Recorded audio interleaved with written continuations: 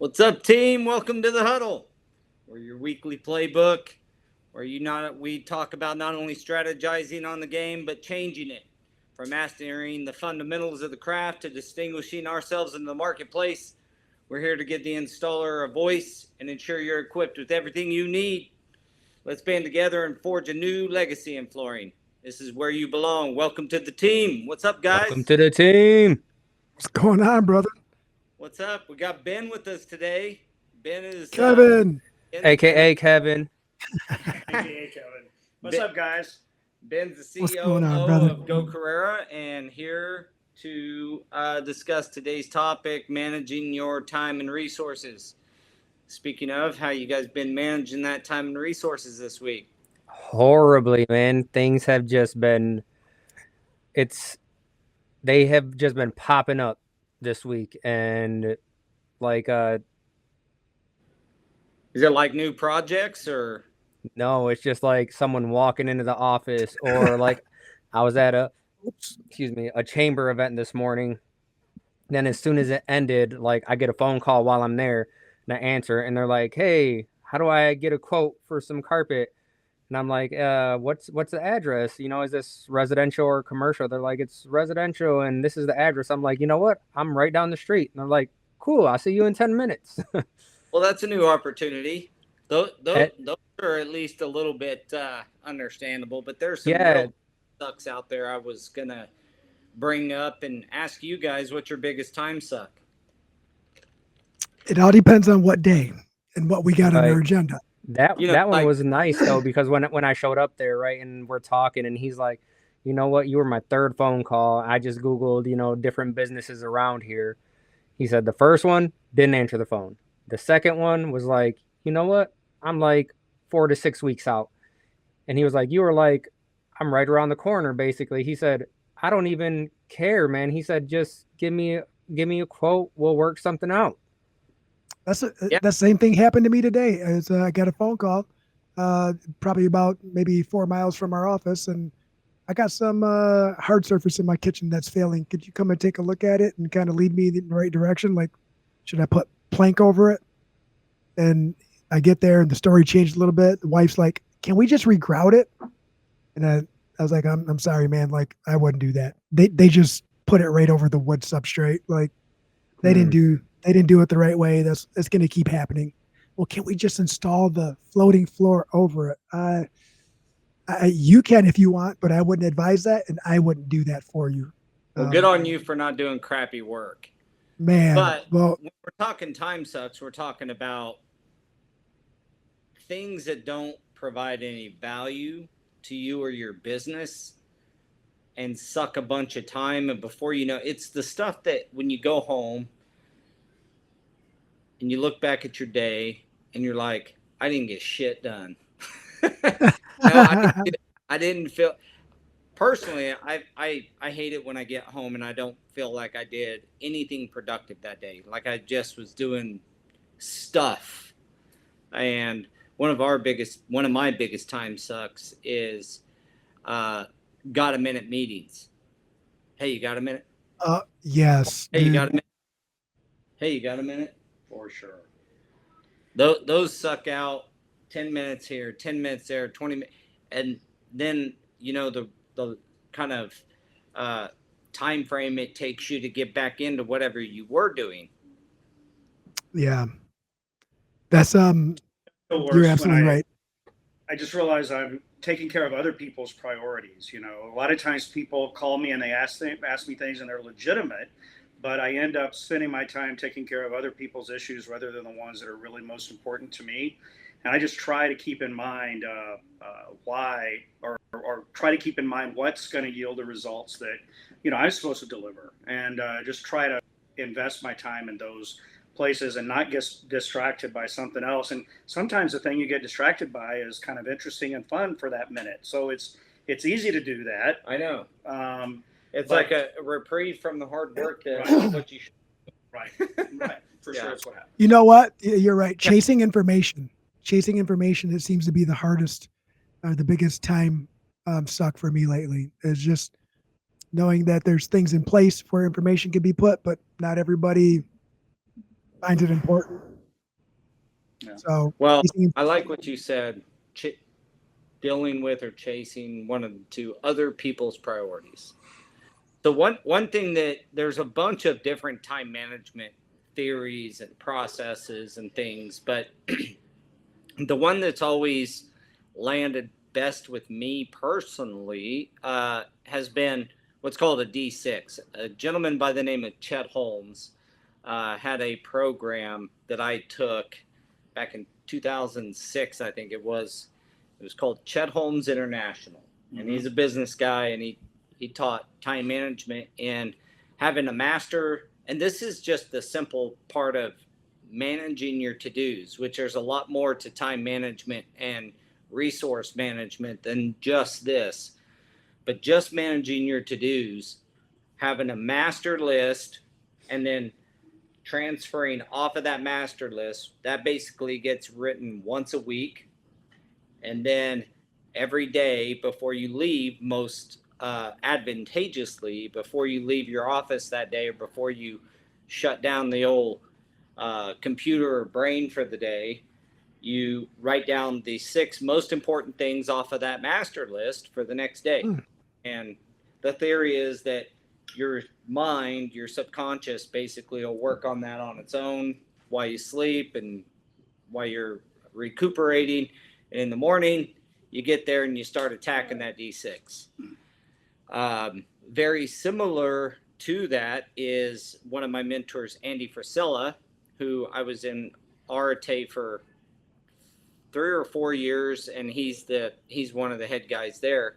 He has the power list, and it's 5 items.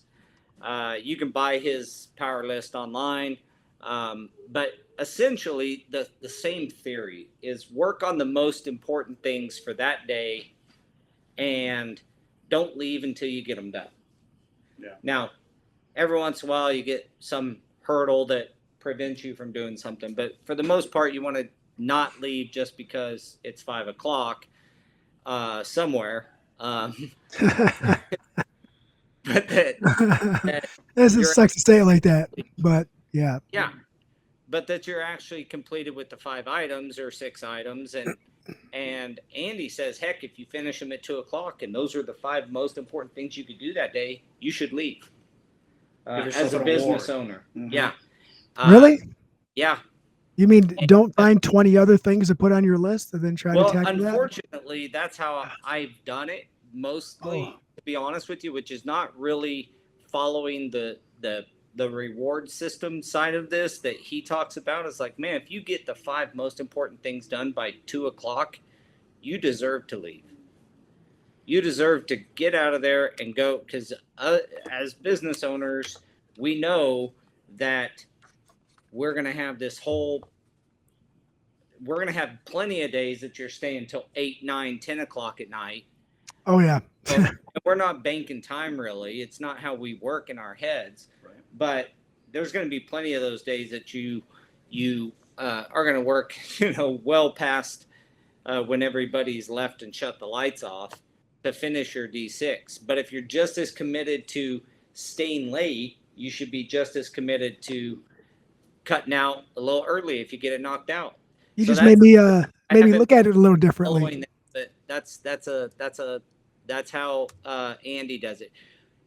The point though is master list converted to a daily list of what you're going to knock out that day.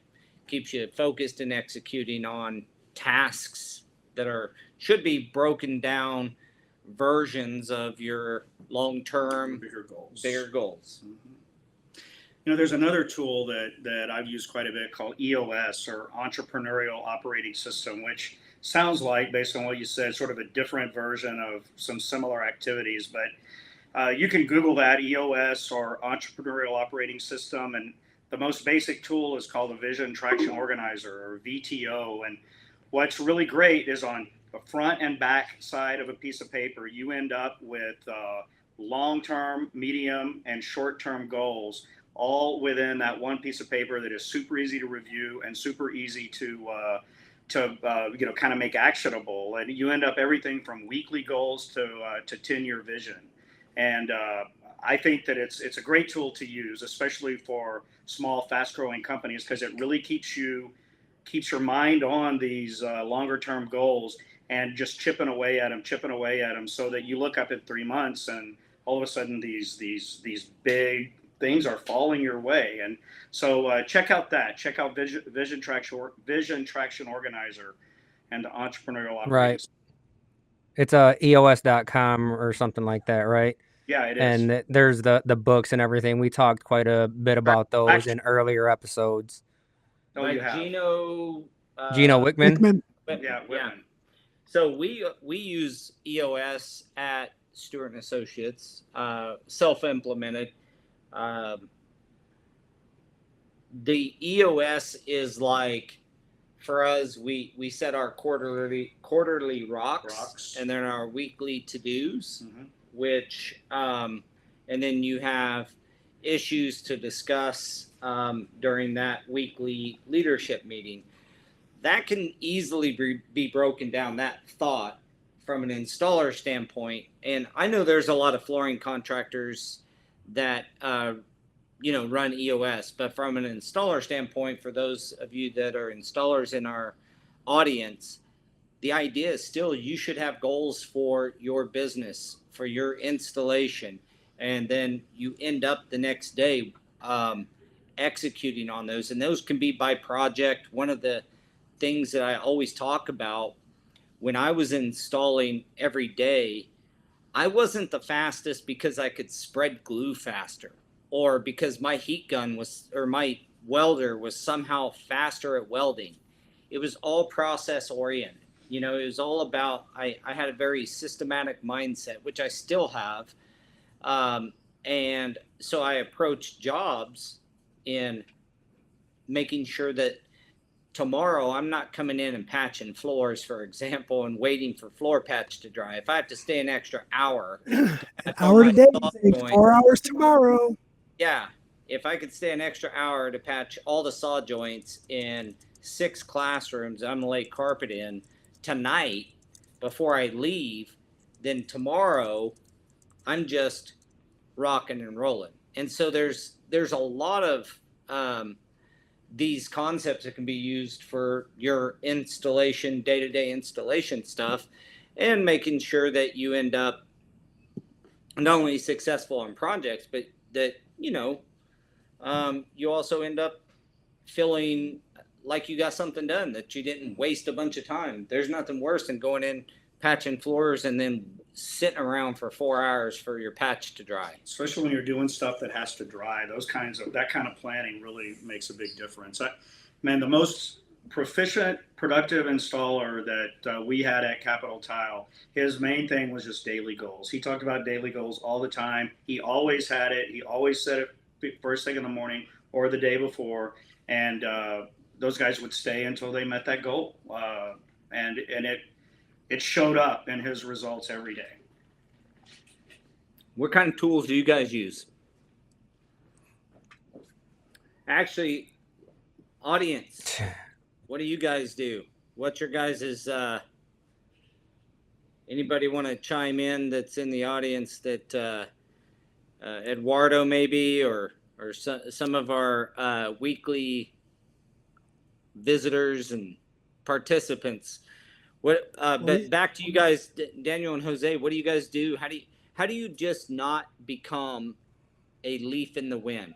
You go into the office and then just wherever the wind blows you that day is where you go. What he did, right? I think making lists. So I make the list, and that's what I do. I kind of break it out into, because as a business owner, there's multiple different things, and it's like these are priority under this umbrella, and then they go like that. So I break them out like that, and then I try to keep on task. So the top priorities will be at the top, and then it goes down, and then I try to cross them off as I go.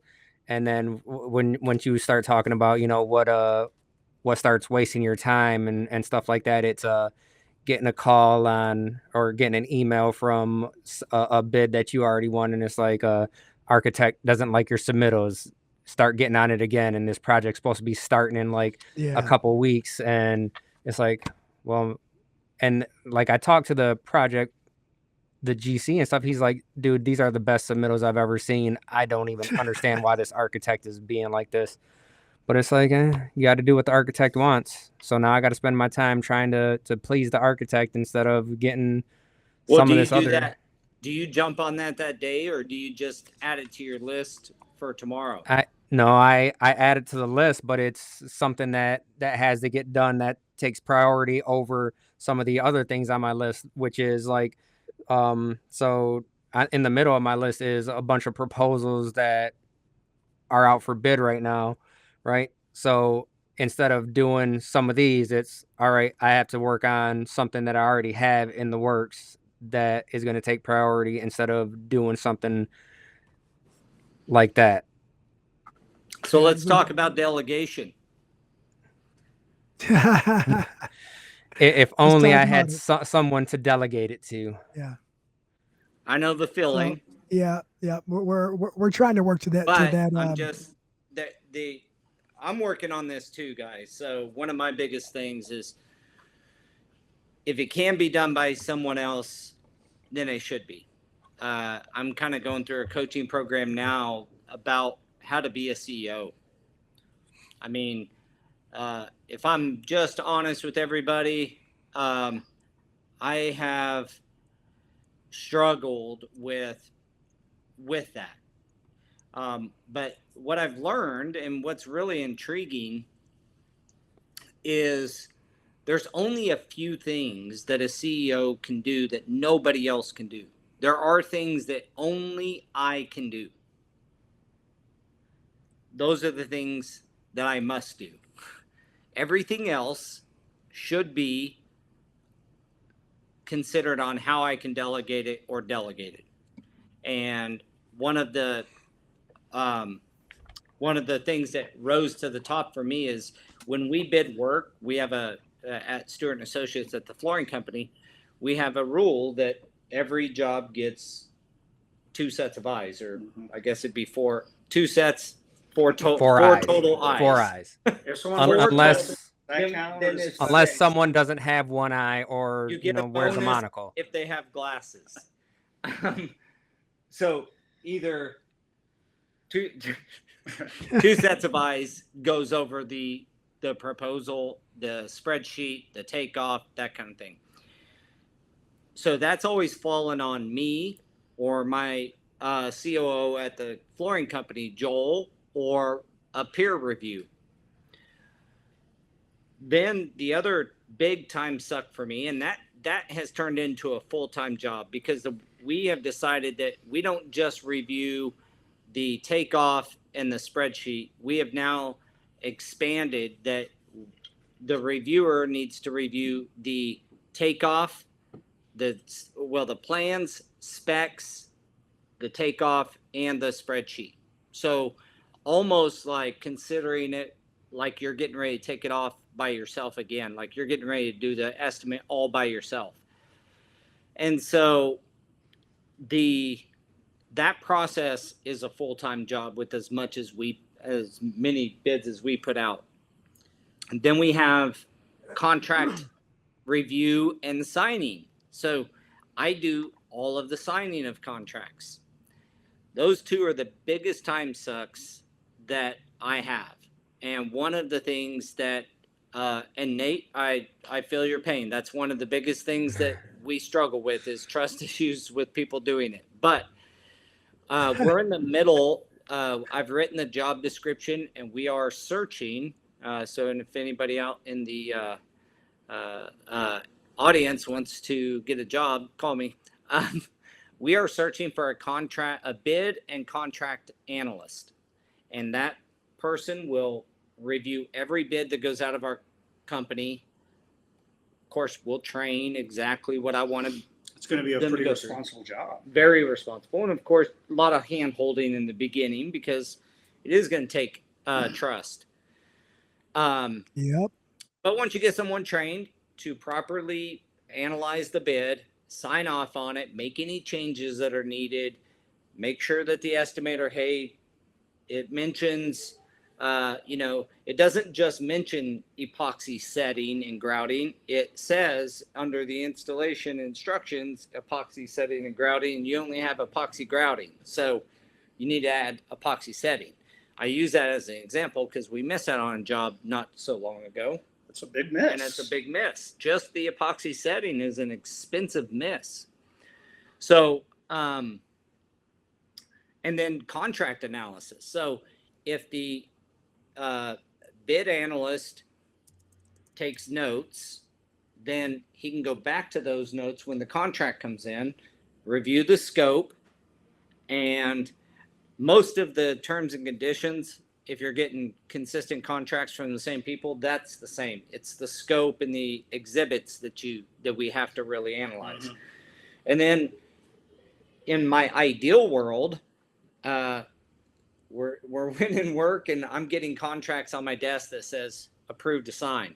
And then I just put my signature and date and send it back to our coordinator to send it back to the GC.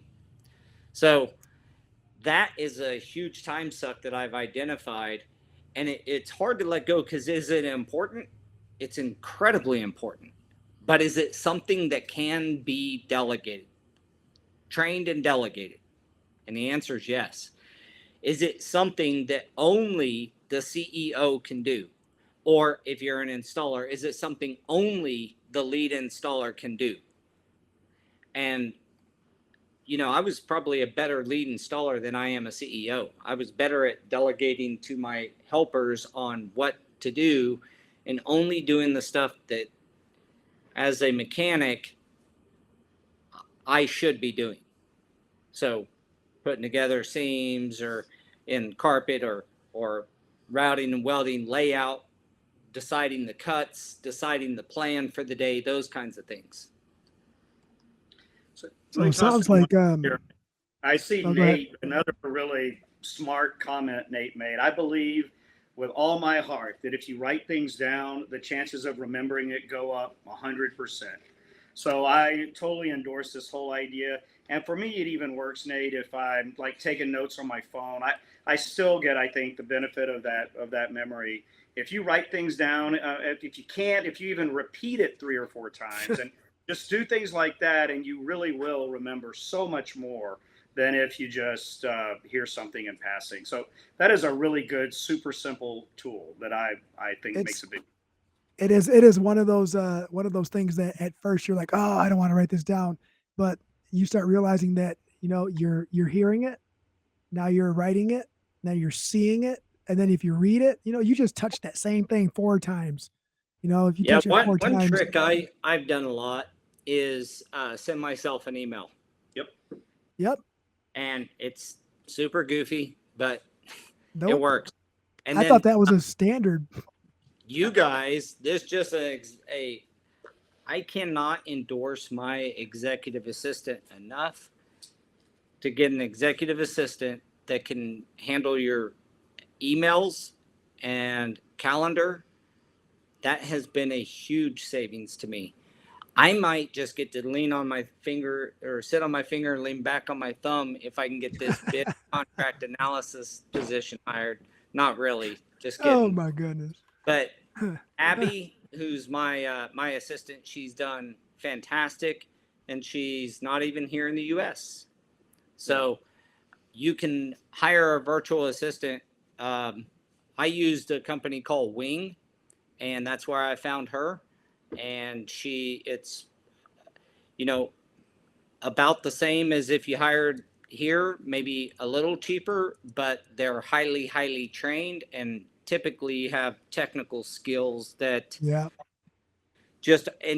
don't know how old she is, to be honest with you, but I would guess she's around 25, and she has the technical skills that like blow me away, and research on things and that kind of stuff. It's this might be a good time to announce.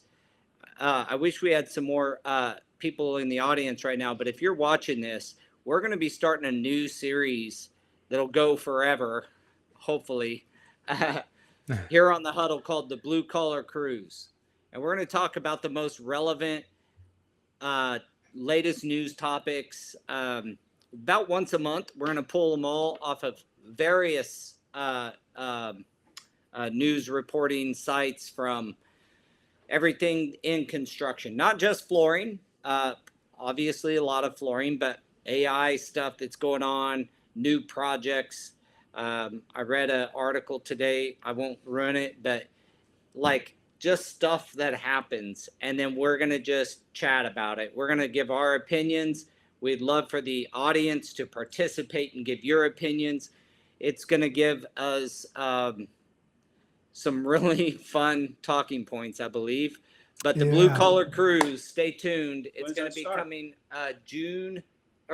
July 9th, I believe, is All our right. first episode of the Blue Collar weeks. Cruise. Yeah. All right. So we got some great topics we went through today, but guess who's aggregating and putting all that together after I've picked the articles? Ah, Abby and Ashlyn. They're working together to aggregate that and put it together for us three to review and talk about and get our opinions formed. But it should be a lot of fun. But that being said, that's what I'm getting at is a huge time saver for me is Abby. Mm-hmm. that's awesome. So kudos, Abby, if you're watching. Doing work. Doing work. Get an assistant. You guys could use one. I think it would help you a lot, and it's a We lot could use a couple. I'm telling you, you get one and you'll find out quickly that she supports more than just me. She supports a lot of efforts, secondary people, like secondary stuff that I don't necessarily I put in motion, and she goes and takes care of it. She might talk to Ben, she might talk to Ashlyn, she might talk to Dan. Right. Like all kinds- Honestly, whenever Or- I need something done, I just let Ashlyn know. So Oh, I Thank didn't you, know you already Ashlyn. had an assistant. I got a question. Paul. I want to go back to what you said about if it could be done by others, right? And then the whole process happens. It comes back to you for signing.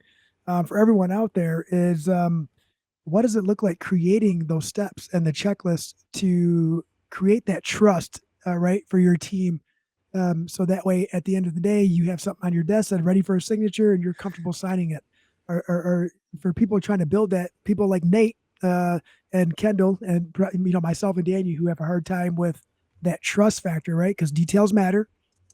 What does it look like, and how do you go about creating a checklist or a system like that so that way you can trust the process?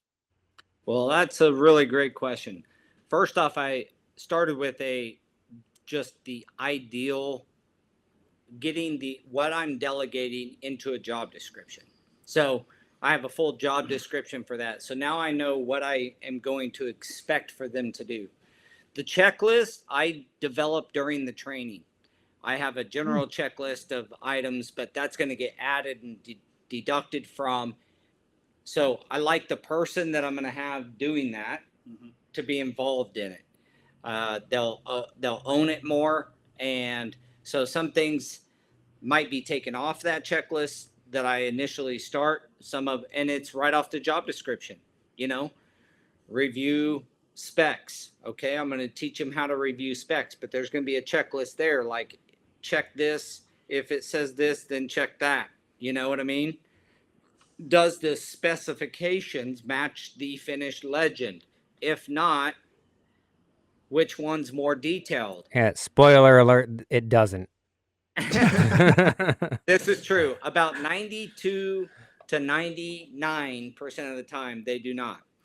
And the point is, which one's more detailed? That's going to indicate to you which one the architect or designer spent more time on. Then from there, if it's still unclear, RFI it. Which one is superseding in general? And don't be flopping back and forth. I'm sure you dealt with this at Capital Tile, but the spec matters here, but the finished legend matters here, and it's the finished plan that matters here. And so that checklist will get built out as I'm training them. I know we will discover things together with a good person, the right hire, and then we'll form that checklist, and that'll be what they'll go through. And all the while, just like I said, you take notes, you guys take notes, they will take notes through this entire process. Why? Because then you have all these notes you can go back to when you're Mhm. analyzing the contract. If you approve the bid and we get the contract, now you're analyzing the contract, and so you have some insight and you go back to your notes. So that's how I plan to do it. That's how I've done any new role, is allow that new role, my first hire in that new role, which unfortunately is not always the right hire, but you got to start somewhere. um, but forming that checklist with them. And that's So probably the best way to do it, because then you're learning together, and two people yeah, creating a checklist. new roles in particular. Yeah. I think also, when you go through that, you find key elements you can check fast and easily, and you figure those out in that checklist process as well. And you go back and maybe you check one or two things, and if those things are right, that it gives you a really strong indication that the other elements of it are correct too. So you get some checks and balances in there that give you a lot of confidence. Mm-hmm. What about Gotcha. calendar or email or things like that? Oh, A couple of tricks that, and I'd love to hear your guys' input on how you handle your calendar and email, but pretty much everything, I would say good in the 90 percentile. If I'm doing it, it's on my calendar. Um, if Abby's listening, don't pay attention to this, but if she said jump off a bridge, I might do it. If she told me which bridge, go to this bridge and jump off on the left side, I might do it. The if it's point not on is my that calendar, I'll forget. it use your calendar. We all have smartphones, or 99% of us have smartphones.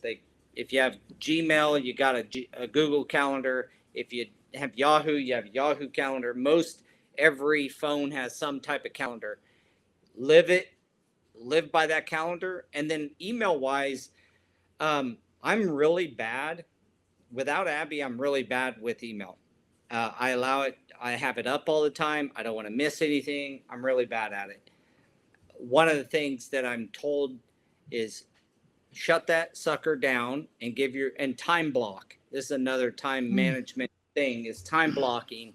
And so you set yourself on a task for a certain amount of time.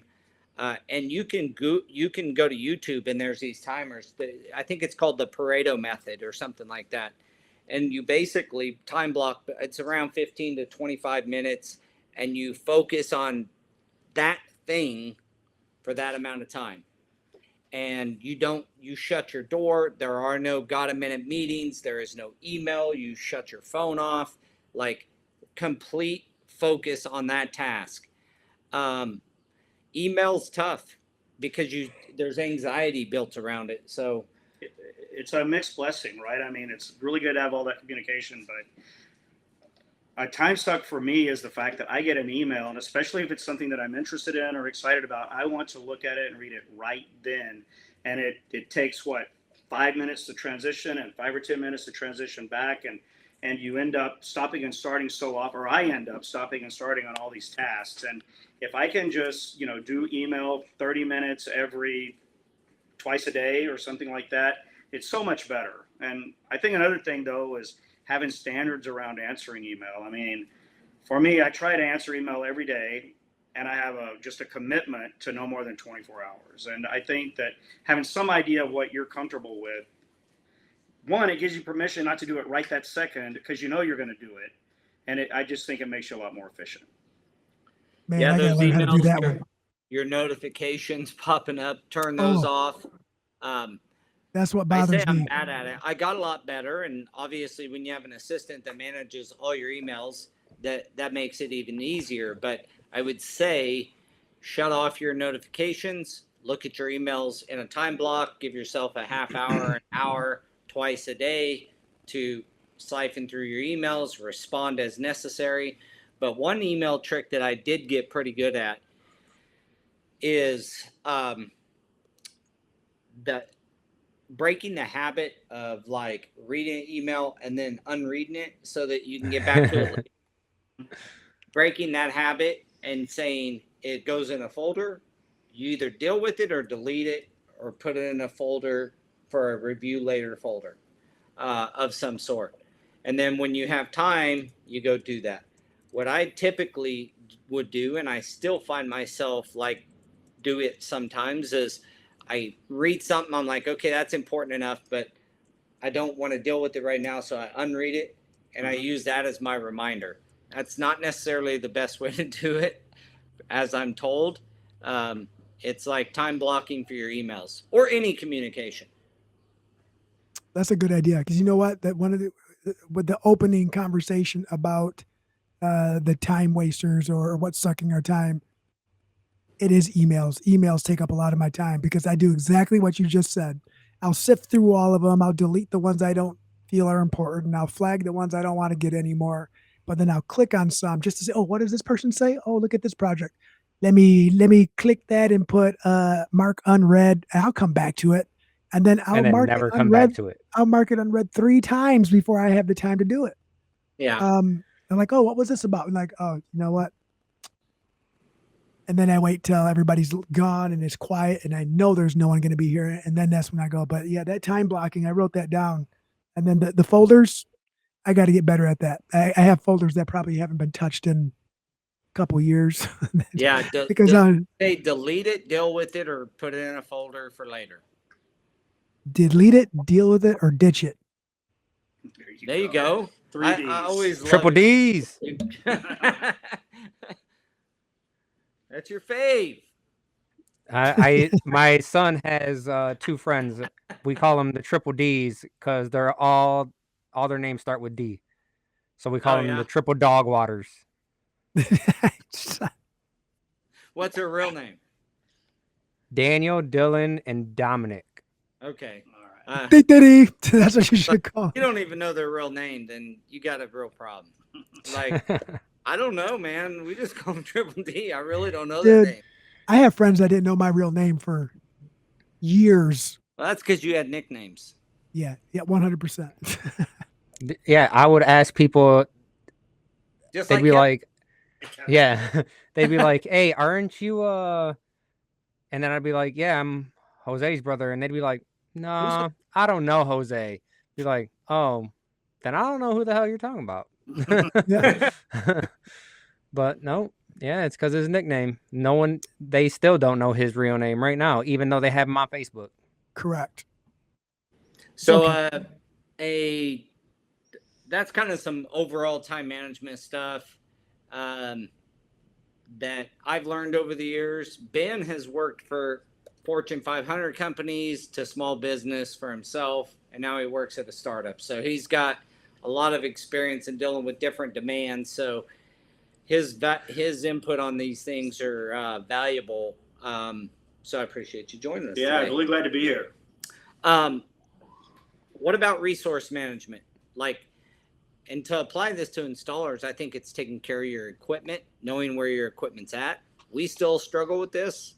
Even this morning, one of our demo tools, a little Eddie, we couldn't locate one of them, and finally found out it was in this guy's van and had to have the warehouse guy go pick it up from this job site and take it over to this job site. But resource management is another key time killer if we're not careful. So how do you guys? My goodness. You guys got a great, I should say, a plethora of really cool tools. How do you guys manage to make sure that you know, especially some of the specialty stuff, that you know where it's at, that you know when you need it, managing that whole thing? I think a lot of that is a lot of those specialty tools don't go out unless the project calls for it. Well, sure. That's one of the items. The other thing is that Daniel is very hands-on with helping the guys load that stuff up sometimes, and that's one of the ways to deal with it. But we just trust the guys to bring it back and put it back where it goes, where it's supposed to go. Does it happen all the time? No, it doesn't happen all the time. Unfortunately, when sometimes at the end of the day, depending on how hard the day was, it might make it to the. You've seen our setup. It might make it to, we have the area I call it the Milwaukee Way, right? It might make it to that unit, like in front of it, like literally 2 feet from where it goes, it might make it there. Sometimes it stays in the van overnight and they unload it in the morning. But for the most part, the guys are pretty good at putting everything back or in the vicinity. But that's one of those hard things to track. Um, the smaller items, expensive items that are everyday use that are hard to find, that's a different story. So a tool board, as Justin brings up, is we have a digital one. Works great, except when installers trade tools Ah, on a job site because one guy needs it tomorrow and use Right. it in this guy's van, but it's really with this guy and this other guy needs it too, or this other crew needs it too. Um, but yeah, we've had. I don't know if you can manage it all the way out, but you should give it your best try. We did it online only because then all of our installers actually have it, and sometimes they can self um, figure that out. Like just call Rob and say, "Hey, Rob, you got this tool? Yeah, I need to meet you to grab it," kind of thing. That's really good stuff right there. Yeah, yeah. they have access because it's on Google Sheets and they're shared to it, just like um, other stuff we want them to know about. So You know, it'd be really Jimmy, cool. Jimmy, I'll be in Indiana this weekend. So will I. It'd be really cool if they had some way to, like, how they got those, what they call them, the air tags. If yeah, there was like a better, like a sticker version or something way of doing that to where when it goes out of the warehouse, it notices that it's no longer in the warehouse and it enters the van. It logs it into van 1, van 2, van 3. And then when it exits that van, it gives a GPS location of where it was exited. And if it doesn't get put back in, then it notices that it's in the red. It was not returned to the van.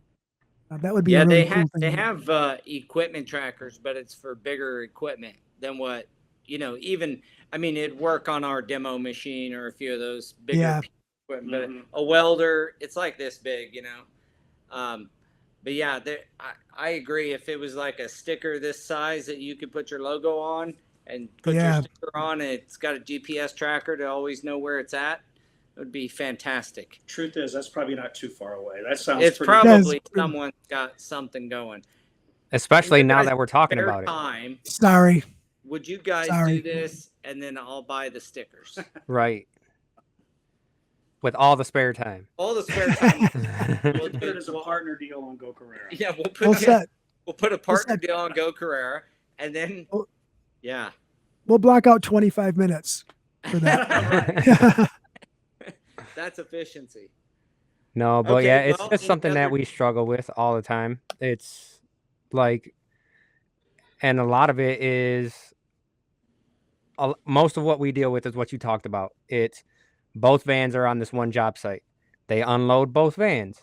They load up the tool, every single tool on one van instead of splitting them back up into two vans. And then they leave the shop the next day. No one checks for the tools. They get to the separate job sites and everyone's like, well, I don't have this and this. And if Yeah. they were only marked to what van they go to. Yeah, that's a struggle, but we did toolboxes for each van, the big ones, full of your day in day out stuff, and even that, because what's a guy gonna say? Hey man, I don't have a broom. I need a broom. Oh, I've got mine in the deal.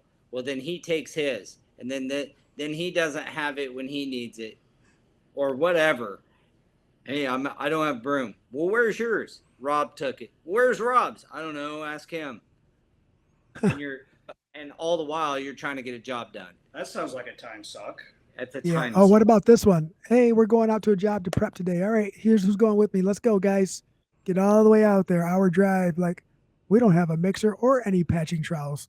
Oh my God. That'll make you lose your mind. But they don't call me. The one thing I would say to everybody is progress, not perfection. Like something is better than nothing. Take the steps, find out what could be better, and just kind of improve your systems. when it comes to equipment and resources. But your most valuable resource, if you'll treat it like money, is time. Yeah. You know, we may not give away $20, but some reason as humans, will give away 20 minutes, no problem. Oh my goodness, you're so right. So right. You know, so think of your time literally like money, and not, you don't use don't let the cliche cloud your vision. You know, the time is money cliche. Okay, we've all heard that. I'm saying, think of it like money. If you wouldn't give $20 to that person, why are you giving them 20 minutes? That's crazy. And you know what? And you know that can be used for some instances, right? Because I do have some times when a conversation person to person ends up becoming a relationship or a work relationship that benefits both parties. So I'd say hopefully not all of your time is wasted like that. Hopefully something materializes out of it. But I think what you're trying to say, Paul, is recognize what time is potentially wasted versus what time is invested. Yeah, I mean, I'm not saying be a robot and you can never have a conversation with someone, but I'm just saying, like, it's really the got a minute meetings, you know, which leads me to the last part of the time sucks. It's meetings, effective meetings. So Oprah Winfrey is famous for walking into the meeting, any meeting. What is this meeting is about? What are our key objectives? And how long is this going to last? Boom. Like, if you didn't know what you were there for, what the objective of the meeting was, like, what are you trying to get out of this meeting, and how long it's going to last, she's out. One of my bosses told me before, you can invite me to all the meetings you want, and I'll probably come. But if there's no agenda, I won't come. There has to be an agenda. It's along those same lines. Yeah, similar. What do you want out of it? What's the agenda? What's a reason for this meeting? And how long is it going to last? Otherwise, you'll have a 10-minute meeting last 30 minutes. Because people you'll have a bunch of Jose's talking about everything but the meeting. But people will fill up a meeting. Jose will go down the vision board. And before you know it, it's a 30-minute meeting that could have lasted 15 minutes and gotten the same goals achieved. So that's a good one. Like, what, I'll probably go, but you better have an agenda. Yeah. And a reason. What's this meeting about? Oh, we don't really know. We just want to send me an email. I'll see you guys later. Yeah, and then mark it unread 4 times. At least 4 times. All right, well, we're nearing the end of the podcast, so I want to thank everybody for joining us. If you're watching this on YouTube, please give us a like, a subscribe, comment, thumbs up, thumbs down. We really don't care as long as you interact with us. Another thing, the Blue Collar Cruise, July 9th. It's going to be fun. It's more interactive. The goal is to bring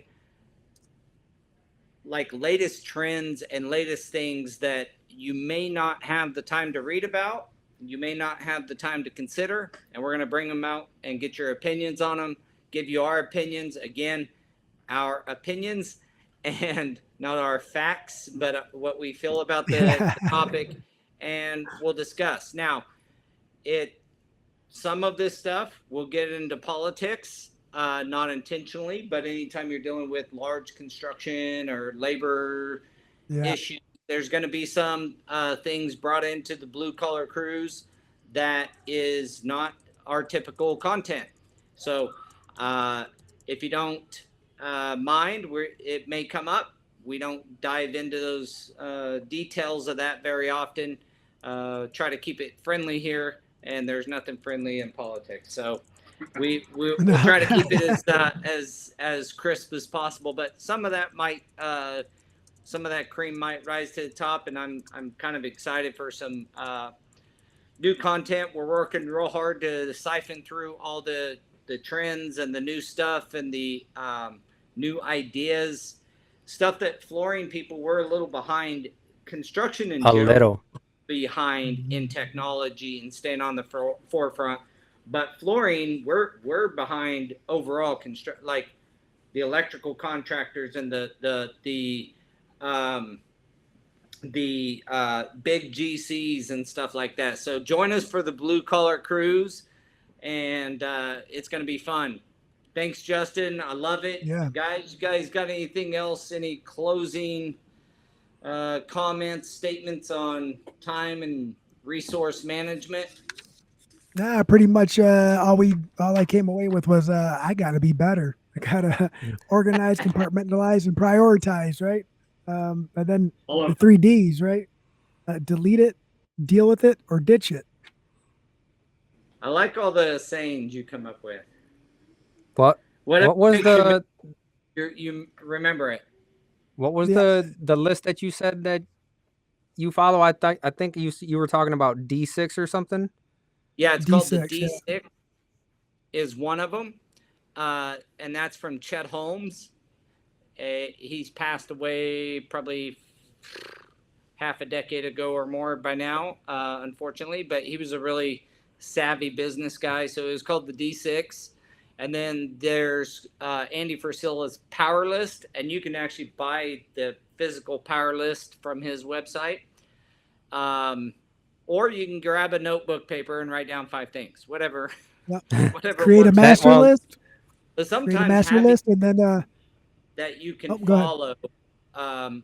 Like I do certain routines every day, and I built a journal that I'll publish. But I built a journal. I got the I'm waiting copy, for it. got the physical copies from the publisher. But there's the things I do, and sometimes just having it organized for you does help. So the Power List from Andy or the D6 can be powerful tools, keep you laser focused. So I got these big lists. I got like my master list.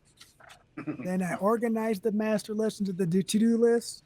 And then I have like these little sheets of paper that I put all of the tasks that involve in that bigger list. Yeah. Well, you So can I don't simplify it maybe a little bit. Yeah, I could. 100%. All right, guys. Well, I guess we will catch you guys next week. And what is next week's topic? Do you know offhand, Ashlyn? I think isn't Pruitt going to be on next week?